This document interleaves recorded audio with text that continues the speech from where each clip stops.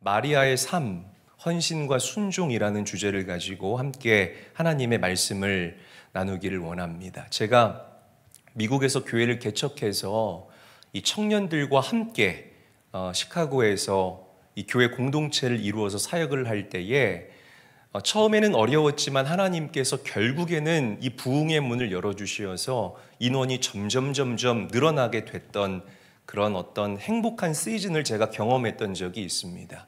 그런데 교회를 구하지 못하고 가정집에서 교회를 시작을 했잖아요. 그러다 보니까 이게 나중에는 공간이 부족해서 도저히 수용을 할 수가 없는 거예요. 그때 한 달에 한 번씩 이 당신의 집으로 모든 청년들을, 그러니까 청년들 외에 다른 일반 성도들도 있었지만 청년들만 초대해서 청년들에게 음식으로 이렇게 섬겨주시고 또 그들이 마음 놓고 뛰어놀 수 있도록 공간을 제공해 주신 집사님이 저는 떠오릅니다.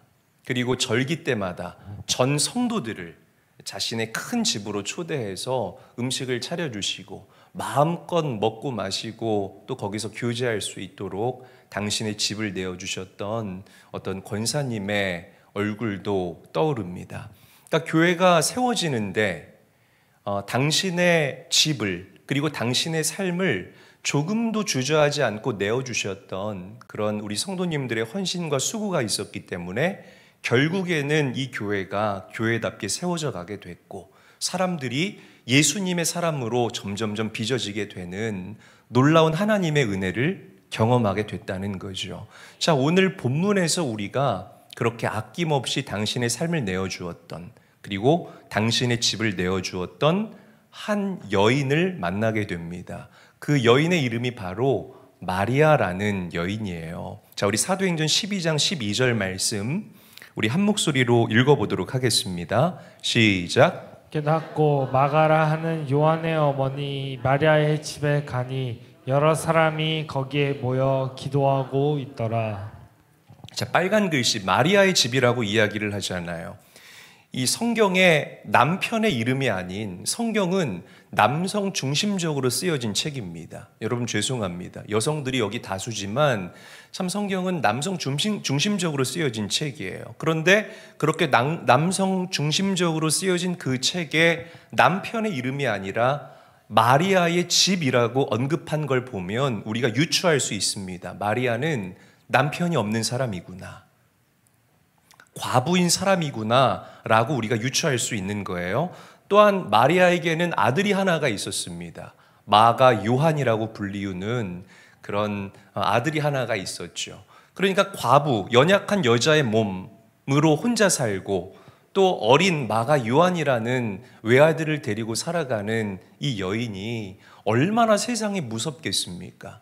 그럼 보통 이런 형편과 상황이라면 당신의 집에 문에 빗장을 걸고 꽁꽁 걸어 잠그는 것이 우리의 일반적인 상식이고 우리의 생각이라는 거예요. 그런데 마리아는 당신의 집을 기도하는 집으로 그리고 주님의 제자들이 모이는 집으로 예배하는 예배의 처소로 활짝 열어주고 그들에게 공개했다라는 거죠. 자, 이 마리아의 집이 여러분들이 잘 아는 것처럼 사도행전 1장에 등장하는 마가의 다락방이에요. 할렐루야. 마가의 다락방이라는 거죠. 그런데 마가의 다락방에 몇 명이 모였어요, 여러분? 120명이 모였다는 거예요. 그러면 우리가 또 유추해 볼 수가 있습니다. 다락방에 120명이 모였다는 건 그 집이 좀 빨리 대답해요. 그 집이 큰 집이었다라는 거죠. 그렇죠. 굉장히 크고 규모가 있는 집이다. 즉 이 말은 마리아의 집이 굉장히 유복한 집안이었다라는 것을 이야기하는 것입니다. 그리고 이 마가의 다락방, 이 마리아의 집은 어디에 위치했냐면 예루살렘의 상부에 위치하고 있었어요. 다윗성 근처에 위치하고 있었다는 거죠. 그러니까 굉장히 부자 동네입니다. 오늘 우리나라 지도로 따지게 되면 서울, 강남, 한복판에 그 집이 있는 것과 똑같아요. 그러니까 그 이웃이 얼마나 잘 살았을까요? 좋은 인맥 가운데에서 그렇게 좋은 이웃들과 함께 교제하면서 살았던 마리아. 노후 걱정은 전혀 하지 않고 살아도 되는 그 마리아. 아들 마가 요한 하나 있는 거 그냥 좋은 인맥에 줄 태워가지고요. 그냥 예루살렘에 좋은 정치인 만들고 좋은 사자 들어가는 직업 하나 만들면 그만인 그런 너무나 좋은, 너무나 기름진 형편 가운데 살고 있었던 마리아의 모습이었다는 거죠. 그런데 마리아는 이 모든 것을 다 잃어버릴 만큼 위험한 모험적인 사역에 당신의 인생을 내어 던집니다. 그게 무엇이냐면 바로 예수님의 제자들에게 당신의 집을 내어준 것. 기도하는 장소로, 예배하는 장소로, 그들이 모이는 장소로 당신의 집을 내어주었다라는 것이에요. 여러분, 그 당시에 예수 믿는 사람과 가까이 지내는 것만큼 또 위험한 일이 없었다라고 저는 생각을 해봐요. 그런데 그 사실을 알면서도 당신의 집을 교회로 내어주고 기도하는 집으로 내어주는 이 마리아의 헌신. 여러분, 이 헌신을 묵상할 때마다 저에게 있었던 감동이 여러분들에게도 있게 되기를 간절히 바라고 소망합니다. 아멘. 자, 우리가 알다시피 마리아의 집은 120명의 제자들이 모이기 이전에 예수님과 그의 제자들이 모여서 역사적인 식사를 했던, 최후의 만찬이 일어났던 그런 장소이기도 합니다. 저는 오늘 여러분들을 좀 격려하고 싶어요. 우리 성도님들 이렇게 좀 제가 이렇게 보면 헌신하고 수고하고 애쓰는 분들이 얼마나 많은지 몰라요. 그래서 감사합니다라고 인사를 하면 어떤 분들은 그래요. 목사님, 당연히 해야 될 걸 하는 건데요 라고 이야기하시는 분들이 많아요. 최근에도 어떤 분하고 통화하면서 제가 감사합니다라고 인사를 했더니 그분이 목사님, 당연히 해야 될 일을 하는 건데요 라고 이야기를 하더라고요. 그러나 여러분, 오늘 여러분들을 격려하고 또 독려합니다. 우리의 헌신은 우리가 당연히 해야 할 일을 하는 것이 아닙니다. 하나님께서 우리에게 주시는 그 하나님의 마음이 있기 때문에 우리가 주님께 우리의 삶을 드리고 우리의 삶을 내어주고 정말 자신의 집을 내어준 것처럼 여러분들의 전인적인 삶을 하나님께 올려드리는 기가 막힌 헌신이 바로 우리가 하는 헌신이라는 사실을 믿으시기를 바랍니다. 이 헌신을 통해서 여러분들 삶 가운데 축복의 역사가 일어나게 될 것이고 이 헌신을 통하여서 많은 이들이 위로받게 될 것이고 이 헌신이 하나님께 큰 기쁨이 되어서 올려드려지는 놀라운 헌신이 되기를 예수님의 이름으로 간절히 축원합니다. 여러분들에게 헌신의 기회가 찾아올 때에 절대로 이 헌신의 찬스들을 여러분들이 외면하지 말았으면 좋겠어요. 아멘. 이 헌신의 기회가 나에게 찾아왔을 때에 여러분들이 그 헌신의 기회를 붙잡으시고 하나님 마음껏 나의 집을 사용하시고, 집만이 아니에요. 여기선 집이라고 얘기를 했지만 하나님 마음껏 나의 인생을 사용하시고 나의 재정을 사용하시고 나의 열정과 나의 배움과 나의 자녀들과 나의 가정과 기업을 사용하여 주시옵소서 라는 마리아와 같은 그런 담대함이 바로 우리 제일교회 성도님들의 헌신이 될 수 있기를 주님의 이름으로 간절히 축원합니다. 만약 마리아가요, 저는 그렇게 생각해봐요. 마리아가 만약에 그 헌신의 기회를 놓쳤다면 최후의 만찬을 그들이 경험했을까요? 역사적인 식탁 아닙니까? 만약에 저는 저희 집에서 예수님과 12제자가 와서 식사한다고 하면 너무 기쁠 것 같아요. 저 입주 청소 다시 할 것 같습니다. 그렇지 않습니까? 여러분 안 그래요? 저만 그런 걸로 할게요 또. 그러니까 여러분 이 역사적인 최후의 만찬을 목도하는 그런 영광을 아마 이 마리아와 그 아들 마가 요한이 놓치지 않았을까라는 그런 생각을 해봐요. 여러분 순종과 헌신은 축복이라는 선물을 숨기고 우리에게 다가옵니다. 믿으시기를 바랍니다. 저를 따라합니다. 순종과 헌신은 축복이라는 선물을 숨기고 다가온다. 우리 옆 사람과 인사하죠. 우리 순종합시다. 헌신합시다. 인사하겠습니다. 자, 그런데 가만히 생각해 보면 마리아가 예수님의 제자들에게 당신의 집을 내어준 것이 사실 그렇게 어려운 일이 아니지 않았을까라고 저는 또 생각을 해봐요. 왜냐하면 그 당시에 예수님은 인기 스타였잖아요. 가는 곳마다 사람들이 몰려들고 정말 예수님 만나기 위해서, 오늘날로 말하면 예수님 지나가면 핸드폰 들고요. 다 이렇게 했을 거라는 거죠.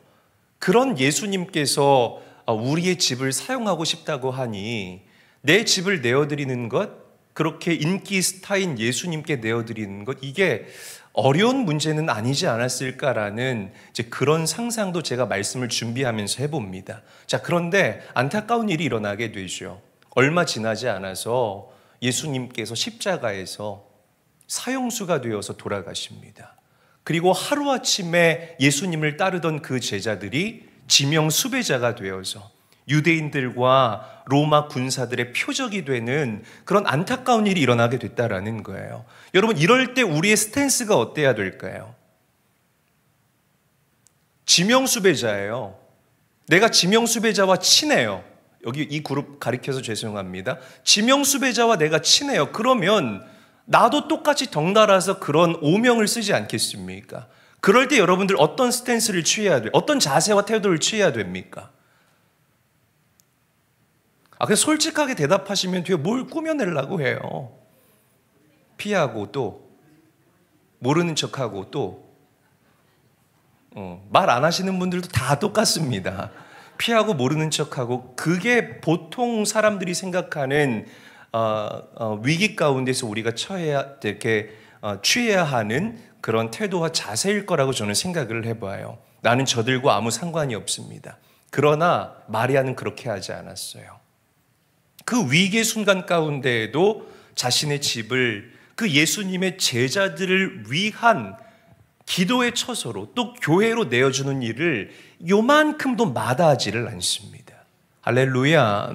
여러분, 진짜 순종이라는 것은 이해되고 계산되어지고 유리할 때만 하는 것이 진짜 순종이 아니라 불리할 때도 멈추지 않는 것, 이해되지 않아도 정말 내가 하나님의 자녀이기 때문에 하나님의 신실함을 내가 신뢰하기 때문에 하는 순종이 우리 믿음의 사람들의 순종의 본질이라는 사실을 잊지 말고 기억하시기를 바랍니다. 아멘. 할렐루야. 자, 우리 말씀 함께 한번 읽어보도록 하죠. 사도행전 1장 13절에서부터 14절 말씀입니다. 한 목소리로 읽겠습니다. 시작. 들어가 그들이 유하는 다락방으로 올라가니 베드로, 요한, 야고보, 안드레와 빌립, 도마와 바돌로메, 마테와 및 알페오의 아들 야고보, 셀롯인 시몬, 야고보의 아들 유다가 다 거기 있어 여자들과 예수의 어머니 마리아와 예수의 아우들과 더불어 마음을 같이하여 오로지 기도에 힘쓰더라. 자, 13절 한번 보여주시겠어요? 13절을 보게 되면 첫 줄에 그들이 유하는 다락방으로 올라가니라고 기록되어 있죠. 여기 유하다라는 이 표현은 이 헬라어 원어로 볼 때의 그 시제가 있잖아요. 그 시제가 미완료 시제입니다. 이게 미완료 시제라는 건 어렵게 생각하시지 마시고요. 한 번 제자들이 들어갔다 나온 것이 아니라 미완료라는 거예요. 계속해서 제자들이 들어갔다 나왔다 들어갔다 나왔다 들어갔다 나왔다를 밥 먹듯이 반복했다라는 그런 의미를 가지고 있는 것입니다. 그러니까 이렇게 마리아는 변함없이 희생을 멈추지 않고 지명수배자인 예수님의 제자들에게 당신의 집을 교회로, 기도하는 처소로, 그들이 모여서 훗날을 도모할 수 있는 그런 장소로 내어주었다라는 거예요. 할렐루야. 이 헌신을 저와 여러분들이 닮아야 한다라는 것입니다. 좋을 때만 아멘 아멘 주여 주여 하면서 따라가는 것이 아니라 결정적인 순간에 나의 삶을 내어줄 수 있는 그 참된 헌신자들, 그런 진짜 헌신자들, 하나님께서는 그런 헌신자들을 찾고 계신다는 사실을 믿으시기를 바랍니다. 자, 보세요. 이제 그 마가의 다락방에서, 마리아의 집에서 제자들이 열흘 동안 나가지 않고 정말 아버지께서 약속하신 그것을 위해서 간절하게 기도합니다. 그리고 마침내 오순절에 불과 같은 성령이 어디에 떨어져요? 마리아의 집에 떨어지게 되는 거예요. 아멘. 마리아의 집에 떨어지게 되는 기가 막힌 역사가 일어나게 됩니다. 그들이 다 성령을 받고 다시금 하나님의 손길로 재창조되는 기가 막힌 역사가 일어나게 됐다라는 거죠. 여러분 보세요. 여러분들의 삶 가운데에 이런 헌신이 동반될 때에 불이 떨어지는 그 순간이 반드시 찾아온다라는 사실을 잊지 말고 기억할 수 있었으면 좋겠습니다. 자, 그런데 보세요. 이 집이 이 오순절 마가의 다락방에서 임한 그 성령의 강력한 사건, 이때만 한번 사용된 것이 아니라 오늘 본문 사도행전 12장 말씀, 베드로가 절체절명의 위기 가운데 노출되었을 때에도 이 집이 사용이 된다라는 거죠. 자, 베드로가 감옥에 갇혔다라는 소식을 듣고 또 주님의 제자들이 어디로 모여요? 마리아의 집으로 모여요. 마리아의 집으로. 그래서 이 위험을 당한 베드로를 위해서 간절하게 기도합니다. 말씀 읽어볼게요. 12장 5절 말씀 한 목소리로 읽습니다. 시작. 이에 베드로는 옥에 갇혔고 교회는 그를 위하여 간절히 하나님께 기도하더라. 자, 위기의 순간에 그들이 늘 익숙하게 모였던 마리아의 집에 모여서 위험에 처한 예루살렘의 그 리더십, 베드로를 위해서 간절히 기도하자 베드로의 손을 메고 있던 착고가 풀어지게 되고, 할렐루야, 베드로가 감옥 문을 나설 때에 몇 개의 문을 지나도 간수가 알지 못하는 기가 막힌 탈출의 역사와 해방의 역사가 일어나게 된 줄로 믿으시기를 바랍니다. 그러니까 베드로도 나오면서 이게 어찌된 영문지를 모르는 거예요. 사람들이 모르네 하면서 몇 개의 감옥문을 통과했는지 몰라요. 그래서 베드로도 감옥에서 나오자마자 어디로 갔어요? 마리아의 집으로 갔어요. 어디로 갔다고요? 잘 팔로우업 하셔야 돼요. 마리아의 집으로 갔더니 그제서야 베드로가 어찌된 영문인지를 알게 된 거예요. 왜? 주님의 제자들이 마리아의 집에서 이 베드로의 해방과 위험에 봉착한 이 베드로의 안전을 위해서 중보기도 하고 있었기 때문에 그런 놀라운 역사가 일어나게 됐다는 거죠. 자, 12장 12절 그 증거입니다. 우리 함께 한번 읽어볼게요. 시작. 깨닫고 마가라 하는 요한의 어머니 마리아의 집에 가니 여러 사람이 거기에 모여 기도하고 있더라. 여러분, 마리아가요 결정적인 순간에 당신의 집을 기도하는 집으로 내어주었을 때에 옥문이 열리는 놀라운 역사가 일어나게 된 줄로 믿으시기를 바랍니다. 자, 보세요. 이 마리아의 집은요 오프너의 역할을 감당했습니다. 오프너가 뭐예요? 여러분, 병에 있는 병 마개를 딸 때 뭐로 열어요? 이빨로 열어요? 숟갈로 하고 열어요? 이거 숟갈로 여는 사람들 이상한 사람들입니다. 우리가 그래도 조금 이렇게 교양 있게 오프너로 열잖아요. 숟갈로 열지 마세요. 그 옛날 버릇들 청산하시기를 바랍니다. 이 마리아의 집이 무슨 역할을 했다고요? 오프너의 역할을 했다라는 거예요. 가만히 묵상해 봅시다. 이 마리아의 집에서 모였던 120명이 기도할 때에 어디 문이 열렸나요? 빨리 대답하십시오. 어디 문이 열렸어요? 하늘 문이 열리게 되면서 성령이 불과 같이 바람과 같이 임하게 되는 놀라운 역사가 일어나게 됐습니다. 또한 위기에 봉착했을 때에 그 마리아의 집에 모여서 사람들이 빌기를 다했을 때에, 즉 베드로를 위해서 중보 기도했을 때에 땅에 옥문이 열리는 기가 막힌 역사가 일어나게 된 줄로 믿으시기를 바랍니다. 그러니까 여러분, 헌신하는 사람들의 그 삶을 통해서 하나님은 하늘문을 여시고 이 땅의 모든 닫힌 문들을 여는 놀라운 역사들을 일으키신다는 사실을 믿으시기를 바랍니다. 마리아와 같은 헌신자들이 되십시오. 나의 삶을 아낌없이 내어드리고 위기의 순간에 1년 365일 24/7 어떤 순간과 어떤 계절을 지난다 할지라도 나의 삶을 하나님께 변함없이 내어드릴 때에 여러분들의 인생은 하늘을 여는 오프너가 될 것이고 땅의 모든 닫힘을 풀어내는 그런 오프너의 역할을 감당하게 될 줄로 믿으시기를 바랍니다. 열릴지어다. 열릴지어다. 아멘. 여러분들의 삶을 통하여서 이런 놀라운 열림의 역사가 불과 같이 일어날 수 있게 되시기를 주님의 이름으로 간절히 축원합니다. 자, 이런 헌신의 하나님께서는 반드시 큰 선물을 주세요. 이렇게 헌신했던 마리아의 삶 가운데 하나님께서 어떤 선물을 주셨을까요? 자녀에게 복을 주셨습니다.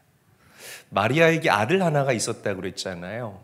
마가 요한이 있었는데 하나님께서는 그 부족했던 마가 요한을 하나님의 도구로 기가 막히게 재창조하여서 사용하신 줄로 믿으시기를 바랍니다.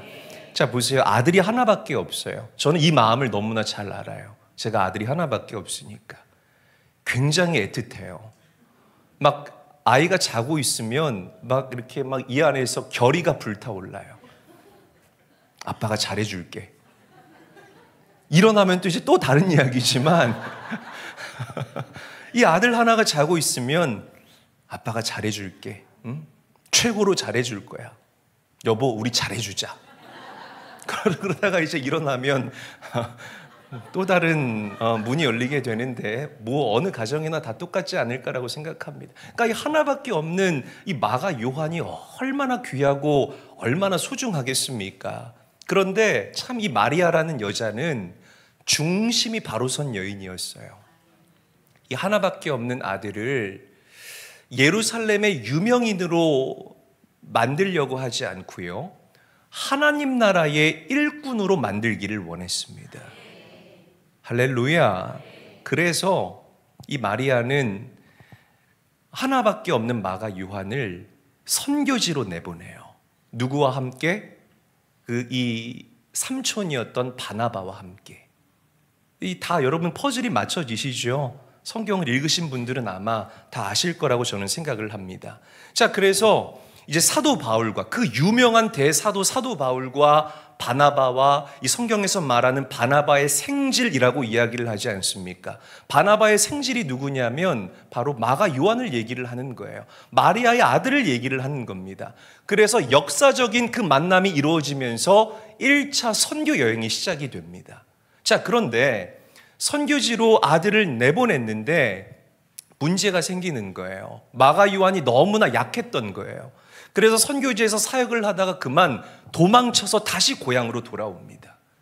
한번 생각을 해보세요. 이제 지금 네 나라 중에 세 나라가 오늘 아프리카 우간다까지 들어왔어요. 이제 내일 새벽에 스리랑카 팀이 도착을 하는데, 여러분, 팀을 이루어서 나갔는데요, 힘들다고 명수가 그냥 말도 안 하고 집으로 돌아온 거예요.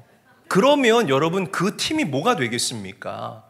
이게 완전히 분위기도 깨지고 역할을 담당하는 이 사람이 한 명 빠져버리게 되면 모든 계획이 재조정돼야 되잖아요. 이 말이 안 되는 일을 이 마가 요한이 저지른 거예요. 너무 힘들다고, 너무 어렵다고. 그래서 이제 2차 전도 여행을 준비하는데 사도 바울이 얘기를 해요. 마가 요한 안 됩니다.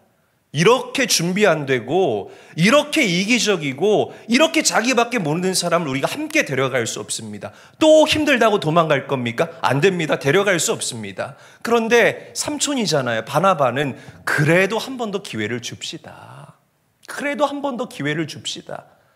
이 바나바가 정말 마음이 넓은 사람이에요. 섬김의 대명사가 바나바예요. 그래서 우리가 새 가족들 오면 옆에 누굴 붙여요? 바나바를 붙이는 거예요.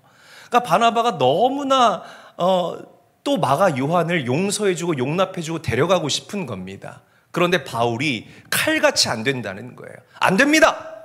절대 안 됩니다. 그래서 이 일 때문에, 마가 요한 때문에 그 바나바와 사도 바울이 박터지게 싸운다는 거예요. 그래서 싸우다가 합의점을 못 찾고 바울과 바나바가 갈라지게 됩니다. 그래서 그때 바울은 누구랑 짝을 해요? 실라와 짝을 해서 2차 전도 여행을 떠나게 되고, 그리고 바나바는 마가 요한과 고향인 구브로라는 곳으로 다시 돌아와서 선교 여행을 이어가죠. 자, 그런데 여기서부터가 또 중요해요. 마가 요한이 실패했습니까? 실패했습니까? 실패했어요. 실패했어요. 실패했잖아요. 그런데 마가 요한은 실패했음에도 불구하고 요만큼도 주눅들지 않았어요. 삼촌 바나바를 따라다니면서 이 바나바의 성품을 배우기 시작합니다. 그 마음 그릇이 이만큼 넓어지기 시작했어요. 많은 타문화권에서 보고 듣는 그 이야기들을 통하여서 그 마가 요한의 꺼풀이 벗겨지기 시작합니다. 한 꺼풀 벗겨지고 두 꺼풀 벗겨지고 세 꺼풀 벗겨지고 점점 하나님의 손길로 인하여서 그 부족했던 마가 요한이 재창조되고 또 다시 지음을 받게 되는 놀라운 변화를 마가 요한이 경험하게 됩니다. 할렐루야. 제가 그래서 우리 청년들을 그리고 또 우리 성도님들을 자꾸만 선교지로 내보내는 이유가 바로 여기에 있습니다. 자, 그래서 마침내 사도 바울에게 인정받는 놀라운 역사가 일어나게 돼요. 누구에게 인정받았다고요? 사도 바울에게. 사도 바울이 로마 감옥에 갇혀서 옥중서신을 쓰잖아요. 이 바울의 서신 중에 대부분이 로마 감옥에서 쓴 서신인데 그 중에서 이 골로새 교회 성도들에게 쓴 이 옥중서신 골로새에서 여기에서 사도 바울이 마가 요한에 대해서 언급을 합니다. 자, 우리 말씀 함께 한번 읽어보도록 하죠. 골로새서 4장 10절 말씀이에요. 한 목소리로 읽겠습니다. 시작. 나와 함께 갇힌 아리스다고와 바나바의 생질 마가와 이 마가에 대하여 너희가 명을 받았음에 그가 이르거든 영접하라. 아멘. 여러분 놀라운 일이죠. 할렐루야. 그러니까 마가 요한에 대해서 사도 바울이 이제는 용납하고 더 나아가서 마가 요한을 인정하는 기가 막힌 모습이에요. 그리고 또 디모데 후서를 쓰면서 이렇게 권면합니다. 자, 디모데 후서 말씀, 디모데 후서 4장 11절 한 목소리로 읽어볼게요. 시작. 누가만 나와 함께 있느니라. 다시 읽습니다. 큰 목소리로 읽습니다. 시작. 누가만 나와 함께 있느니라. 내가 올 때 마가를 데리고 오라. 그가 나의 일에 유익하니라. 자, 이제 바울이 마가 요한을 로마로 초청을 한 거예요. 자, 그런데 여기서가 이제 마가 요한의 진가가 발휘가 됩니다. 마가 요한이 로마로 왔잖아요. 로마에서 누구를 만나는 줄 아십니까? 베드로를 만나게 돼요. 누구를 만났다고요? 베드로. 그 대사도였던 베드로를 만나게 된다라는 거죠. 그러니까 이 마가 요한과 베드로가 만나는 그 장면은 진짜 명장면 중에 명장면입니다. 100번을 돌려서 회상하고 100번을 돌려서 다시 그려봐도 이 장면은 정말 목사인 저에게는 잊을 수가 없는 명장면이라는 거죠. 여러분들에게 퀴즈를 한번 내볼게요. 마가 요한과 베드로는 언제 처음 만났을까요? 뭔가 슉슉슉 소리가 들려요. 언제 처음 만났냐면 최후의 만찬이 일어났던 그때에 마가 요한과 그리고 베드로는 처음 만났을 것입니다. 그러니까 아마 그때 당시에는 베드로는 아주 건장한 그런 중년이었을 것이고 마가 요한은 그냥 뛰어다니는 우리 다니엘만한 그런 어린아이였을 거라는 거죠. 이 마리아의 집이 굉장히 컸잖아요. 그러니까 그 마가의 다락방에 120명이나 들어가죠. 그럼 정원도 분명히 있을 것 아니겠습니까? 그림을 그려보고 유추해 볼 수가 있는 거예요. 예수님과 그 제자들이 그 마리아의 집에 최후의 만찬을 하러 들어갈 때에 마가 요한은 아마 그 앞마당에서 막 뛰어놀고 있었을 거예요. 막 뛰어놀고 있다가 베드로 아저씨와 마주친 거죠. 그러니까 베드로 아저씨는 그 마가 요한이 너무 귀여워서 간지럼도 피우고 안아도 주고 그 덥수룩한 수염으로 한번 쓱 긁으면서 이 마가 요한과 함께 놀아주는 아마 그런 추억이 있지 않았을까라고 저는 이때의 모습을 한번 그려봅니다. 그랬던 마가 요한이 이제는 선교사가 돼서 할렐루야, 선교사가 돼서 로마에서 그 베드로와 함께 성령 받은 베드로를 만나는 그 장면을 한번 떠올려 보시라는 거예요. 아저씨, 누구신지? 저예요, 저 마가. 누구? 마가리? 누구? 마가? 너가 그 마가야 하면서 이 둘이 연기 좀 되나요? 네. 그래서 이 둘이 만나게 되는 기가 막힌 역사가 일어나게 된 줄로 믿으시기를 바랍니다. 그리고 그때부터 여러분들이 잘 아는 것처럼 마가는 베드로와 함께 로마에서 사역을 하기 시작해요.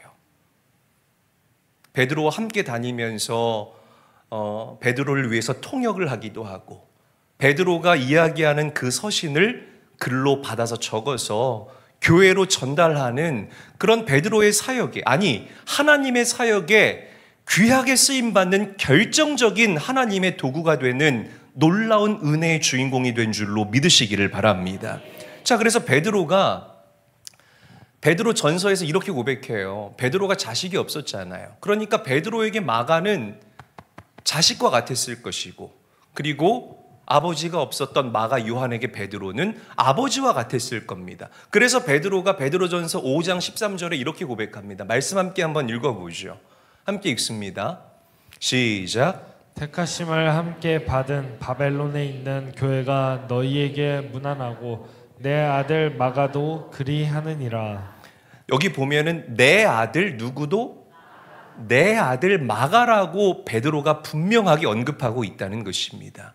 자, 이제 아주 마가의 사역의 정점을 찍은 하이라이트를 좀 소개를 할게요.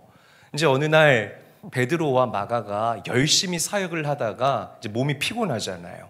그래서 느즈막한 오후에 이제 베드로와 마가가 잔디밭에 누웠다고 한번 상상을 해봅시다. 누워서 이제 해가 뉘엿뉘엿 지나가고 베드로와 마가가 어머 글쎄 마음이 통했는지 깜빡 잠이 들고 말았네. 그래서 밤중에 눈을 떴더니 하늘에 별이 막 어마어마하게 예쁘게 별이 떠 있는 거예요. 로마 가서 별 보셨어요? 안 보셨으면 말을 하지 마세요. 얼마나 별이 예쁘게 은하수처럼 흐르는지. 그래서 마가가 그 별을 바라보면서 베드로 아저씨에게 이렇게 얘기를 하는 거죠. 아저씨, 별이 참 예쁘네요. 저 별을 보니까 우리 고향 땅 예루살렘의 모습이 얼마나 떠오르는지 모르겠어요. 그러면서 마가가 이야기를 이어가는 거죠. 근데 아저씨, 그때 저희 집에서 예수님하고 같이 그 왜 식사하셨던 그때 있잖아요. 그때 제가 얼핏 숨어서 보니까 예수님께서 포도주를 이렇게 드시면서 이것은 뭐 내 피 뭐 어쩌고 거시기 이렇게 얘기를 하는 것 같고, 또 빵을 이렇게 띄어서 나눠주시면서 뭐 내 살 뭐 거시기 저시기 이렇게 하시는 것 같았는데 그게 무슨 뜻인지 저에게 좀 알려주세요. 그리고 베드로 아저씨 어떻게 예수님과 처음 만났는지, 그리고 잘 들으셔야 돼요. 예수님께서 어떤 사역을 하셨는지 저에게 들려주세요. 그러니까 이제 베드로 아저씨가 이야기 보따리를 풀기 시작하는 거예요. 내가 예수님을 처음 만났을 때는 말이야, 내가 밤이 새도록 그물을 던졌는데 고기 한 마리 잡지 못했지. 그런데 저기 멀리서 예수님이 다가오시는 거야. 그러더니 나에게 다시 한번 힘을 내서 그물을 던져보라라고 명령하지 않겠어?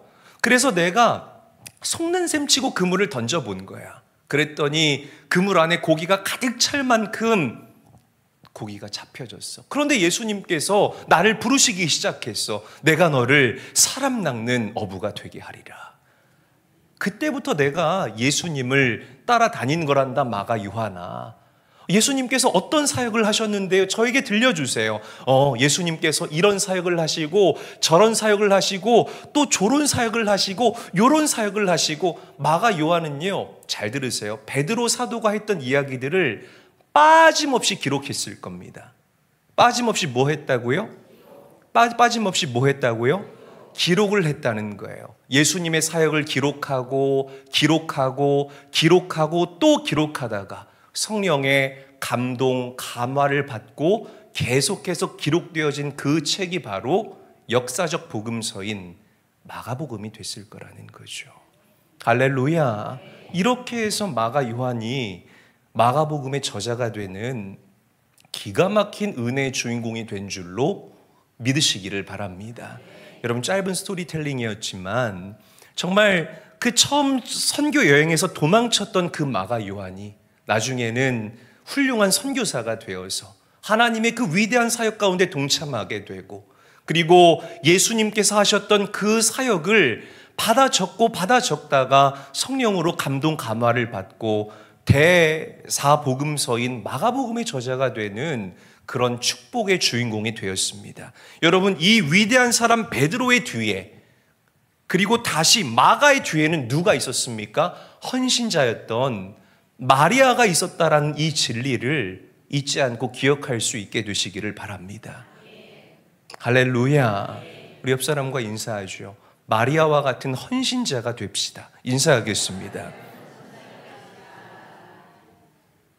말없이 자신의 집을 내어주었던 그 마리아의 헌신, 정말 어렵고 힘든 상황 가운데에서도 요만큼도 두려워하지 않고 요만큼도 주저하지 않고 나의 집을 그 제자들을 위한 예배의 처소로, 기도의 처소로 내어주었던 그 마리아의 헌신이 당신의 부족한 아들을 대사도인, 그리고 마가복음의 저자인 마가 요한으로 만들어 나아갔다라는 거예요. 여러분, 헌신과 또한 섬김에는 반드시 축복이 동반된다라는 이 진리를 오늘 다시 한번 여러분들 마음 가운데 각인하시기를 바랍니다. 아멘. 여러분, 하나님께서는 절대로 우리의 헌신을 잊지 않으신다라는 이 진리를 믿으시기를 바랍니다. 자, 말씀을 정리하죠. 오늘 이 마리아의 헌신을 여러분들이 기억했으면 좋겠습니다. 다른 사람의 헌신이 아니라 마리아의 헌신. 이 한 사람의 헌신을 통해서 그 부족했던 마가 요한이 어떻게 세워지게 됐는지, 그리고 초대교회 공동체들이 어떻게 이 처음 교회를 시작하게 되었는지, 이 한 사람의 헌신이 초대교회를 드라이브하는 정말 기가 막힌 영적인 엔진의 역할을 감당했다라는 거예요. 여러분, 여러분들의 헌신이 이 교회를 하나님께로 나아가게 하는데 귀하게 쓰임받는 그런 영적 엔진이 되시기를 주님의 이름으로 간절히 축원합니다. 축원합니다. 그렇게 귀하게 쓰임받을 수 있게 되시기를 간절히 바라고 소망합니다. 여러분, 우리의 헌신과 희생이요, 하나님께서 다 보고 계십니다. 다 보고 계세요. 서영석 장로님 이번 주에 저랑 통화하면서 40년 넘는 그 시간을 하나님께 헌신하셨다라고 고백했어요. 하나님 그 헌신 다 기억하십니다. 작금의 그 나약함 앞에서 무너지지 않았으면 좋겠다는 거죠. 그리고 하나님께서는 여러분들의 이 헌신을 반드시 칭찬하실 줄로 믿으시기를 바랍니다. 자, 마리아처럼 어떤 헌신을 만나도 절대로, 어떤 시간을 만나든지 간에 절대로 무너지지 않는, 그리고 반드시 여러분들의 삶을 하나님께 내어드릴 수 있는 그런 참된 헌신자로서 이 땅을 살아갈 수 있게 되시기를 주님의 이름으로 간절히 축원합니다.